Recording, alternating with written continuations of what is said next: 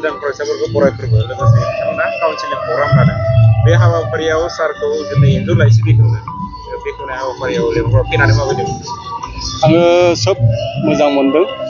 बिथां UN एकाडेमिनि मानगोनां प्रिन्सिपालजों लोगोसे UN एकाडेमिया जि मोनसे हाबाफारि लादों बेयाव फैनानै आङो खोब गोजोननाय मोनदों। मोनसे इनकारेजनि थाखाय जोंनि लाइमोनफोरखौ बा बेवहाय लिरनो नागिरनाय फरायसुला फरायसुलि गासैखौबो थुलुंगा होनायनि मोनसे मोजां हाबाफारि जादों।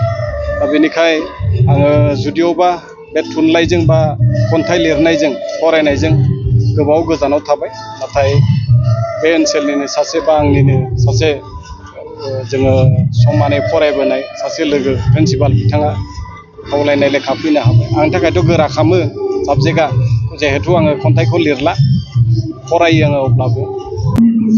दिनै सिमेन्ट-सापरि UN एकाडेमि बेयो थामथि फरायसा सिनायथि फोरबो फ्रेशमेन ससियेल डे। बेवहाय बाहागो लानानै जोबोद गोजोननाय मोनो।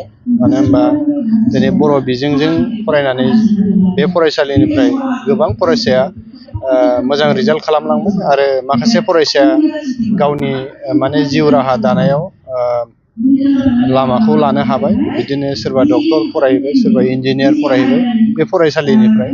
दा बेनिखायनो आंबो बे फरायसालियाव दिनै सिनायथि फोरबोआव बाहागो लानो मोननानै गोजोननाय मोनदों आरो आंखौ लेंहरनायनि थाखाय आङो फरायसालि आफादनिसिम, फोरोंगिरिफोरनिसिम आरो गोरायुं बिथांनिसिम आंनि गोसो गोरबोनिफ्राय साबायखर बावदों आरो मिजिंथिदों फैबाय थानाय समाव जोंनि धेमाजि जिल्ला आरो जोंनि आसामनि आरो बर' बिजोंनिफ्राय फरायसालि हिसाबै बे फरायसालिनिफ्राय आरो जोबोद मोजांनिफ्राय मोजांसिन फरायसाफ्रा मोजां रिजाल्ट खालामगोन बेखौ आसा थिदों।